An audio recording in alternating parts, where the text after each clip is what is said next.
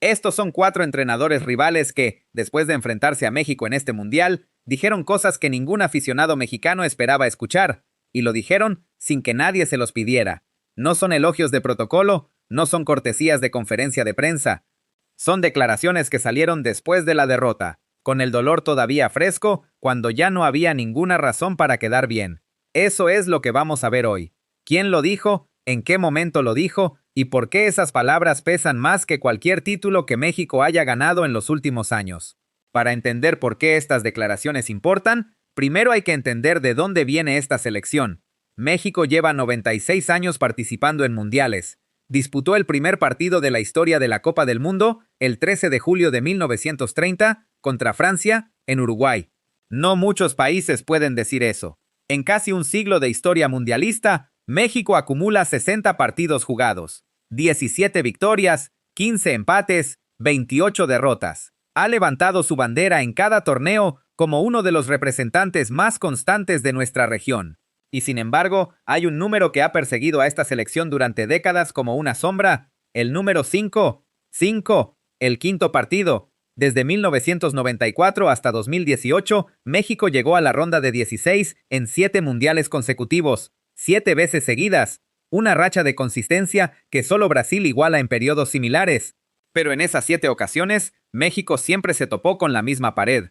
Cayó ante Alemania, ante Estados Unidos, ante Argentina 2 veces, ante los Países Bajos, ante Brasil, siempre en el mismo momento, siempre un partido antes de los cuartos de final.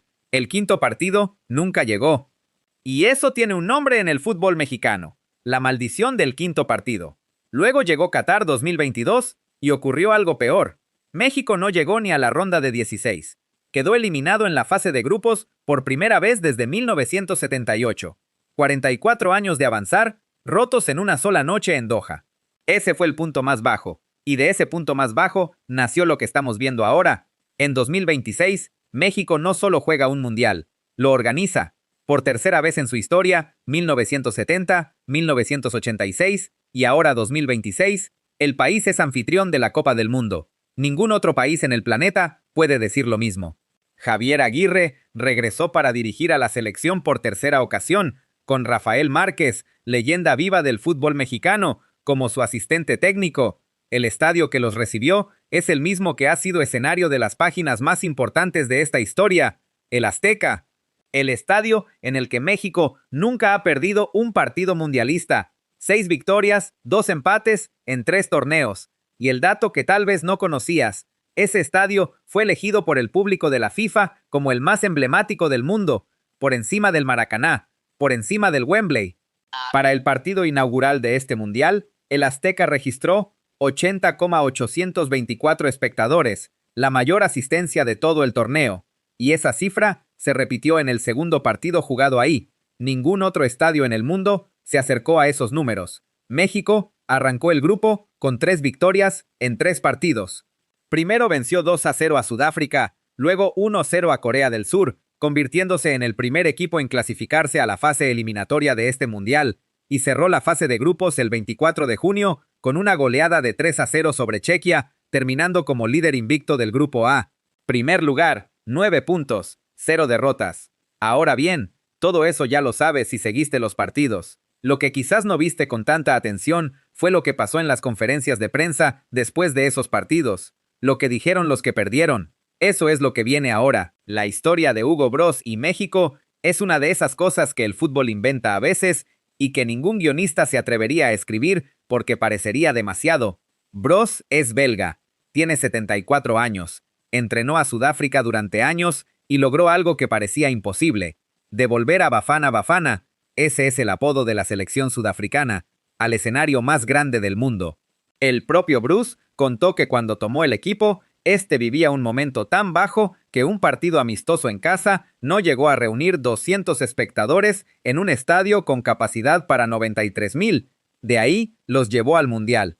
Pero la historia verdadera entre Broz y México empieza 40 años atrás. En 1986, en el Mundial de México, Broz jugó como defensa de la selección belga. El primer partido de ese torneo fue en el Azteca, Bélgica contra México. Broz estuvo en ese campo, en ese estadio, en ese momento histórico. Y 40 años después, en 2026, Hugo Broos regresó al Azteca, esta vez del otro lado, como entrenador de Sudáfrica en el partido inaugural de este mundial, el mismo estadio, el mismo escenario. Él mismo lo reconoció. Nadie en Hollywood podría haber guionizado esto mejor. Jugué en una inauguración mundialista y ahora, 4 décadas después, soy uno de los entrenadores en una inauguración mundialista. Ese partido lo perdió 2-0. Encima, Sudáfrica terminó con 9 hombres por 2 expulsiones. En la conferencia de prensa posterior, Broos habló sin rodeos sobre lo que México le hizo a su equipo. Cometimos 2 errores críticos. En esos momentos específicos, simplemente no puedes permitirte perder la posesión. La cedimos y eso dejó espacio inmediato para México, que fue clínico y anotó 2 veces, sin excusas sobre el arbitraje por los goles. Asumió la derrota con la cabeza levantada. Lo que sí cuestionó fue el segundo rojo, que consideró injusto. Pero sobre los goles, sobre la actuación de México, reconocimiento limpio. Y antes del partido, cuando le preguntaron cómo había preparado el encuentro, dijo algo que revela el nivel de respeto real que este equipo genera en los rivales. Su equipo pasó los días previos estudiando a México, analizando sus fortalezas y sus debilidades, buscando el ángulo por donde hacerle daño. Así se prepara uno para enfrentarse a alguien a quien de verdad le teme. No con respeto de protocolo, con respeto táctico. El 24 de junio de 2026, el entrenador de Corea del Sur, Hong Myung-bo, dijo algo en rueda de prensa que resume en una sola frase lo que México genera más allá del campo de juego. May feel like this is our home ground tomorrow, and that is a very big gift to our players. Traducción: puede que mañana sintamos que jugamos en casa, y eso es un gran regalo para nuestros jugadores. Lo decía porque los aficionados mexicanos llevaban días recibiendo al equipo surcoreano como si fueran hermanos. Cuando la delegación de Corea del Sur llegó a su hotel en Guadalajara, cientos de mexicanos los esperaban afuera cantando. En redes sociales, los videos de coreanos y mexicanos festejando juntos llenaron timelines enteros con el mismo mensaje. Coreano hermano, ya eres mexicano.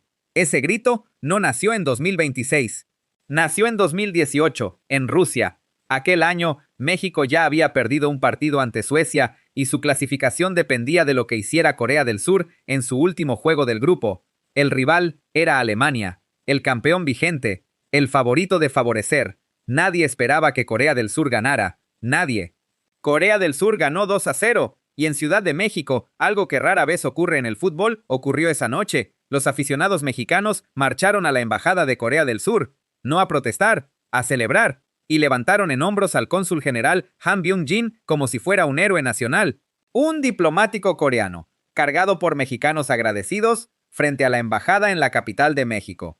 Ese momento se volvió parte de la identidad de los dos pueblos. Y 8 años después, en 2026, cuando los dos equipos volvieron a encontrarse, esta vez en el mismo grupo, el cariño seguía intacto. Los mexicanos volvieron a apoyar a los coreanos en sus partidos, siguieron cantando el mismo canto, siguieron tratándolos como hermanos, y Hong Myung-bo, el entrenador que de niño vio ese fútbol y que de adulto fue capitán de su selección, lo notó y lo agradeció públicamente.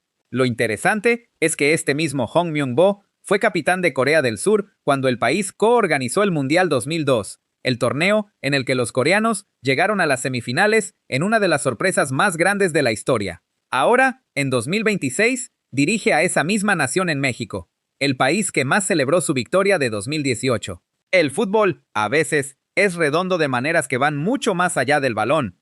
4 entrenadores, 4 países diferentes, 4 derrotas ante México, y los 4, después de esas derrotas, dijeron lo mismo desde ángulos distintos. Koubek, el más veterano de todos los técnicos en este mundial, reconoció antes del partido que México era el favorito del grupo.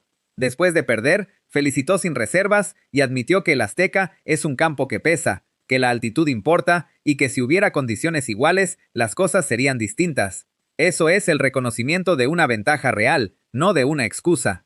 Broos, que conoce el Azteca desde dentro porque jugó allí hace 4 décadas, regresó a ese mismo estadio como rival y reconoció que México fue clínico, que sus propios errores abrieron el camino y que los 2 goles que le anotaron vinieron de ceder posesión en momentos que no se pueden perdonar contra una selección de este nivel. Hong, con la experiencia de haber sido capitán mundialista, notó que el ambiente que México generaba alrededor de su equipo, no solo en el campo, sino en las calles, en los hoteles, en toda la ciudad, era un regalo que sus jugadores iban a aprovechar como si jugaran en casa.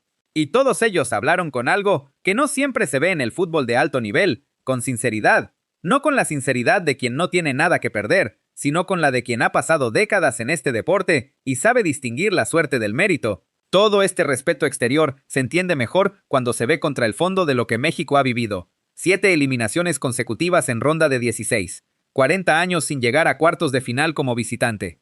Una eliminación en la fase de grupos en Qatar que rompió décadas de consistencia de la peor manera posible.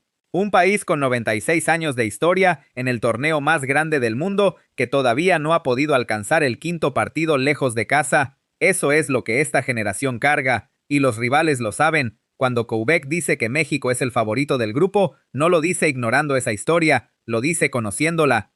Cuando Bruce estudia las debilidades de México con su cuerpo técnico durante días, lo hace porque sabe que un error contra esta selección se paga caro. Cuando Hong dice que el apoyo mexicano es un regalo, lo dice porque entiende que ese pueblo lleva décadas esperando que algo cambie. Los rivales ven lo mismo que los mexicanos ven desde adentro, solo que ellos lo dicen desde el otro lado de la cancha.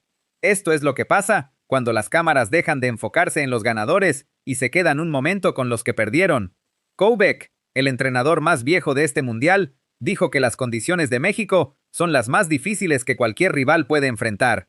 Bros, que jugó en ese mismo estadio hace 40 años, volvió a perder en él y reconoció que México fue clínico y contundente. Hong agradeció públicamente que el pueblo mexicano convirtió la cancha de sus rivales en su propio hogar. Ninguno de ellos tenía obligación de decir nada de eso.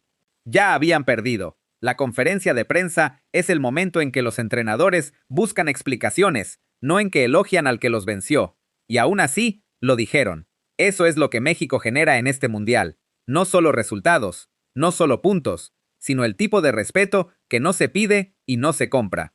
El que llega solo después de la derrota, cuando el otro equipo ya está en el vestuario y el entrenador rival se sienta frente a los micrófonos y dice la verdad. El quinto partido todavía no ha llegado, pero la manera en que este equipo ha llegado hasta aquí ya le ha ganado algo que en décadas anteriores no siempre estuvo presente. El respeto del mundo. Dale like a este video si sientes que esta vez es diferente. Suscríbete al canal para no perderte lo que viene. Y cuéntame en los comentarios, ¿crees que esta generación finalmente rompe la maldición? ¡Viva México!